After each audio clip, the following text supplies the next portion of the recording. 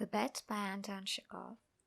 It was a dark autumn night. The old banker was walking up and down his study, and remembering how, 15 years before, he had given a party one autumn evening.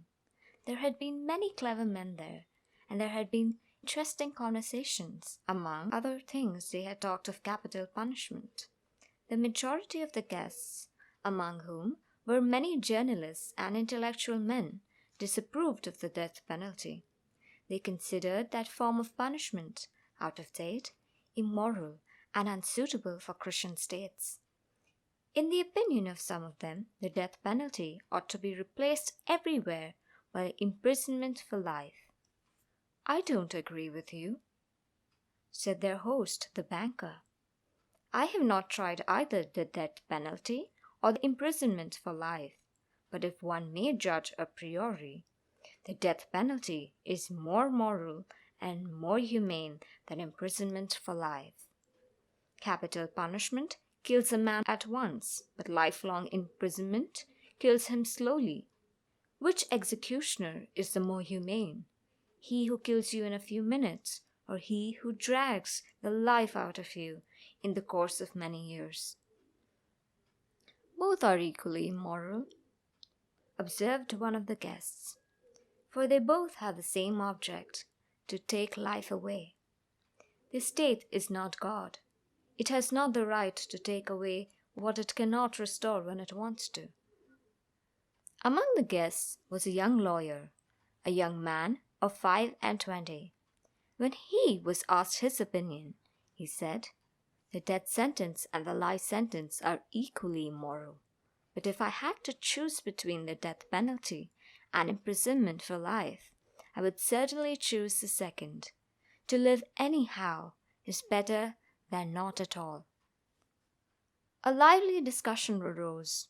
The banker, who was young and more nervous in those days, was suddenly carried away by excitement.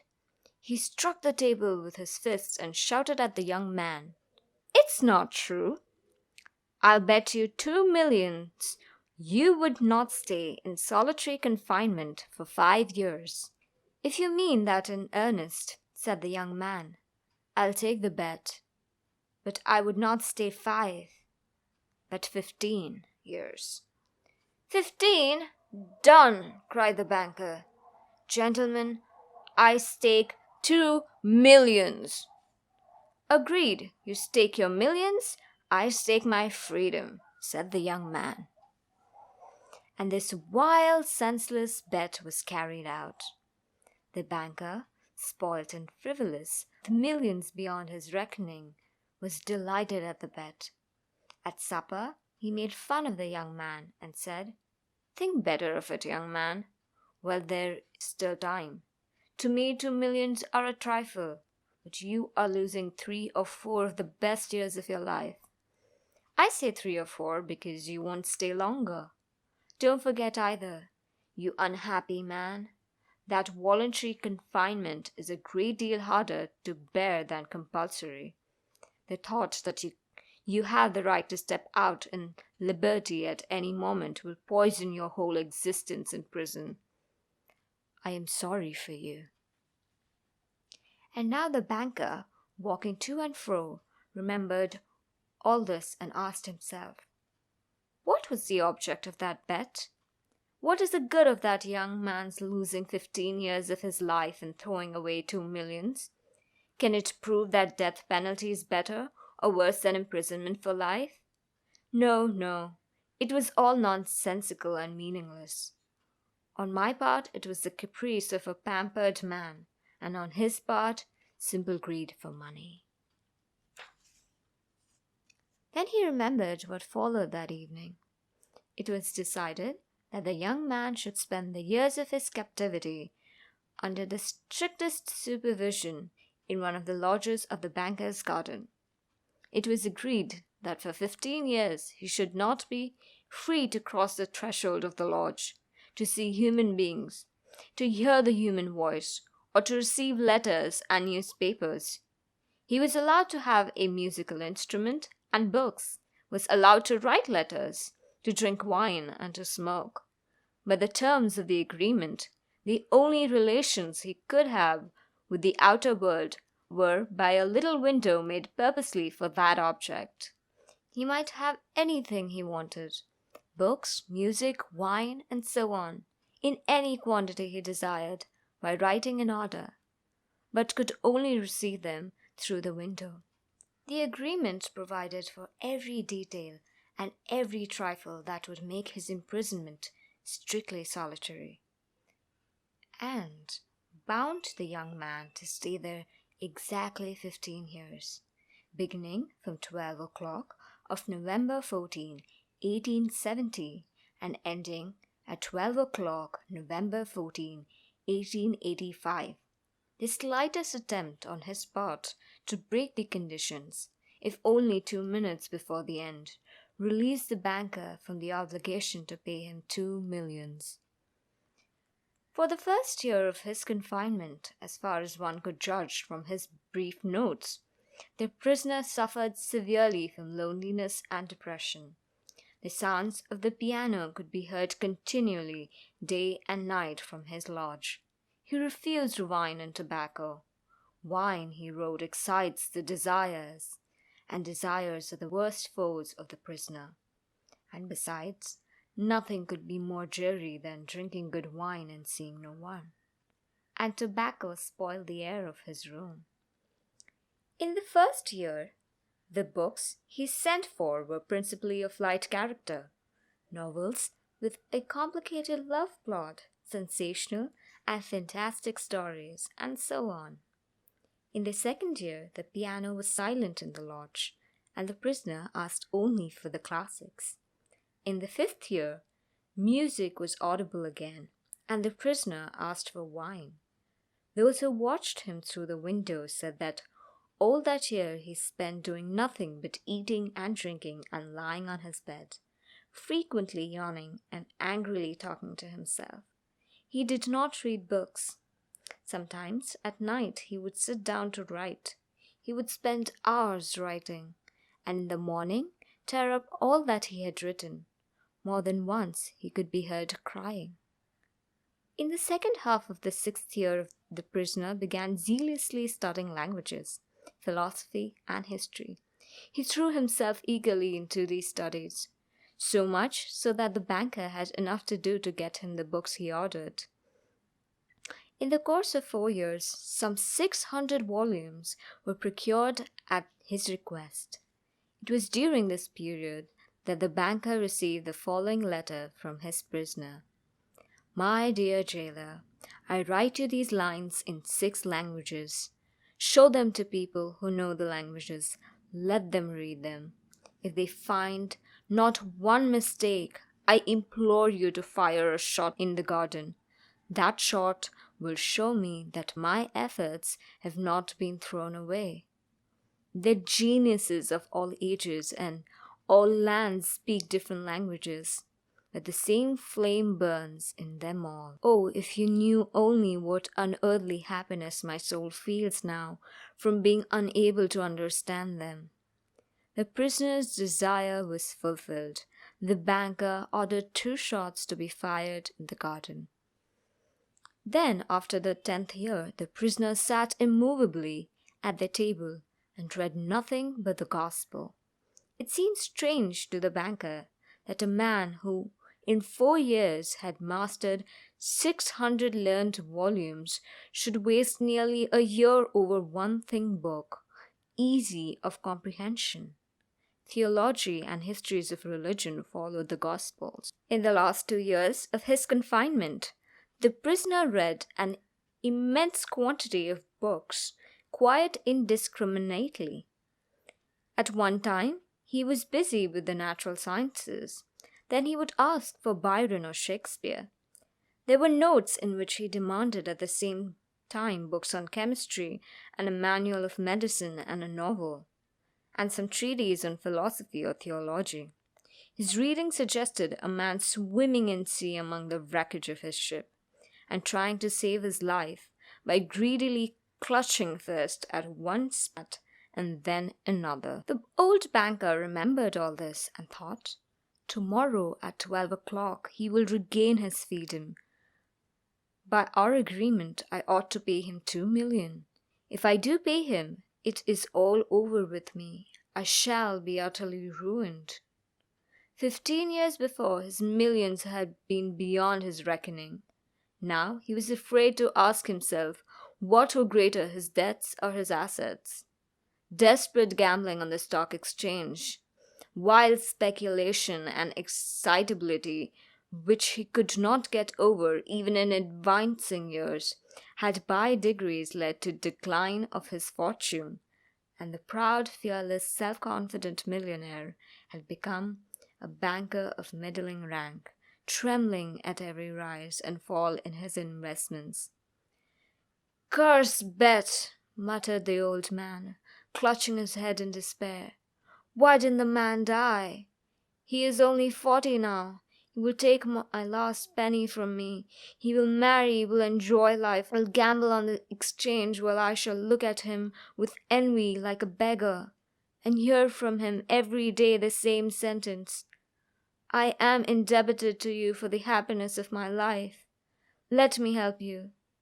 No, it is too much.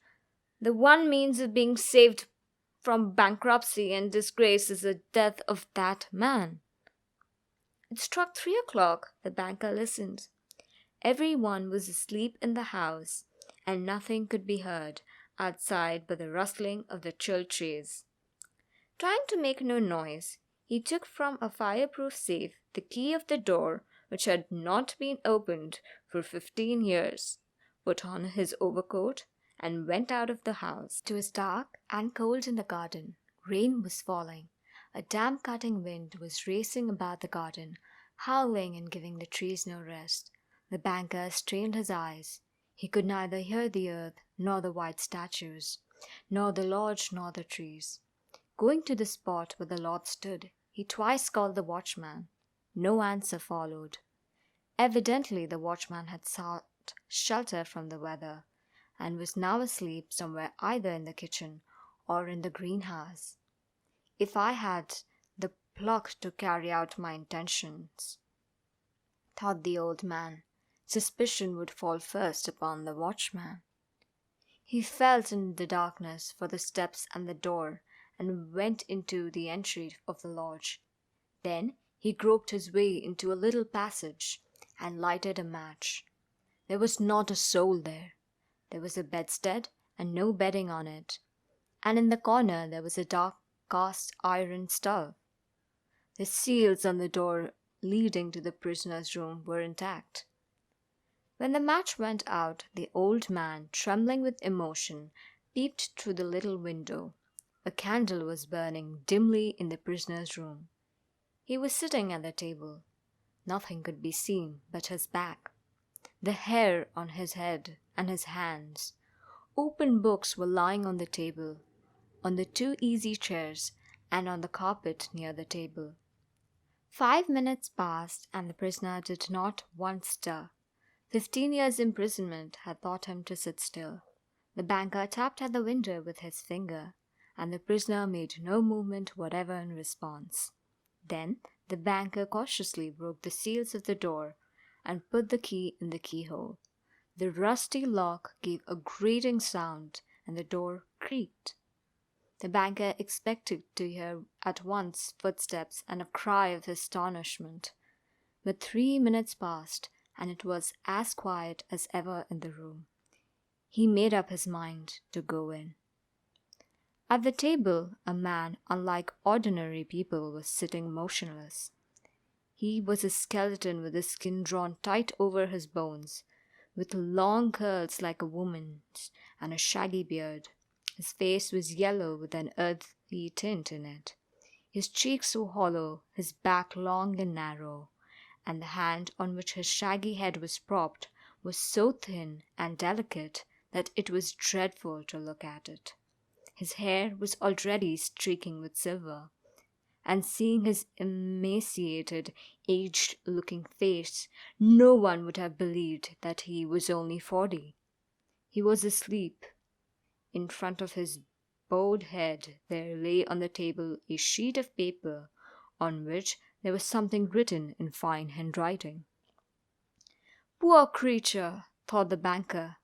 He is asleep and most likely dreaming of the millions, and I have only to take his half-dead man, throw him on the bed, stifle him a little with the pillow, and the most conscientious experts would find no sign of a violent death. But let us first read what he has written here. The banker took the page from the table and read as follows. Tomorrow at 12 o'clock, I regain my freedom and right to associate with other men. But before I leave this room and see the sunshine, I think it necessary to say a few words to you. With a clear conscience, I tell you, as before God who beholds me, and that I despise freedom and life and health and all that in your books is called the good things of the world. For 15 years I have been intently studying earthly life. It is true I have not seen the earth nor men, but in your books I have drunk fragrant wine, I have sung songs, I have hunted stags and wild boars in the forests, have loved women, beauties as ethereal as clouds, created by the magic of your poets and geniuses, have visited me at night and have whispered in my ears wonderful tales that have set my brain in a whirl. In your books I have climbed to the peaks of Elburz and Mont Blanc, and from there I have seen the sunrise and have watched it at evening flood the sky, the ocean and the mountain tops with gold and crimson. I have watched from there the lightning flashing over my head and cleaving the storm clouds. I have seen green forests, fields, rivers, lakes, towns. I have heard the singing of the sirens and the strain of the shepherd's pipe. I have touched the wings of comely devils who flew down to converse with me of God. In your books I have flung myself into the bottomless pit, performed miracles, slain, burnt towns, preached new religions, conquered whole kingdoms. Your books have given me wisdom. All that unresting thought of man has created in the ages is compressed into a small compass in my brain. I know that I am wiser than all of you, and despise your books. I despise wisdom and the blessing of the world. It is worthless, fleeting, illusionary, and deceptive, like a mirage. You may be proud, wise, and fine, but death will wipe you off the face of the earth, as though you were no more than mice burrowing under the floor, and your posterity, your history, your immortal geniuses will burn or freeze together with the earthly globe. You have lost your reason and taken the wrong path. You have taken lies for truth, the hideousness for beauty. You would marvel if, owing to strange events of some sort, frogs and lizards suddenly grew on apple and orange trees instead of fruits, or if roses began to smell like a sweating horse. So I marvel at you, who exchange heaven for earth. I don't want to understand you. To prove to you in action how I despise all that you live by, I renounce the 2 millions of which I once dreamed as of paradise, and which now I despise. To deprive myself of the right to the money, I shall go out from here 5 hours before the time fixed, and so break the compact. When the banker had read this, he laid the page on the table, kissed the strange man on the head, and went out of the lodge, weeping. At no other time, even when he had lost heavily on the stock exchange, had he felt so great a contempt for himself. When he got home, he lay on his bed, but his tears and emotions kept him for hours from sleeping. Next morning, the watchman ran in with pale faces and told him they had seen the man who lived in the lodge climb out the window into the garden, go to the gate, and disappear. The banker went at once with the servants to the lodge and made sure of the flight of his prisoner. To avoid arousing unnecessary talk, he took from the table the writing in which the millions were announced, and when he got home, locked it up in the fireproof safe.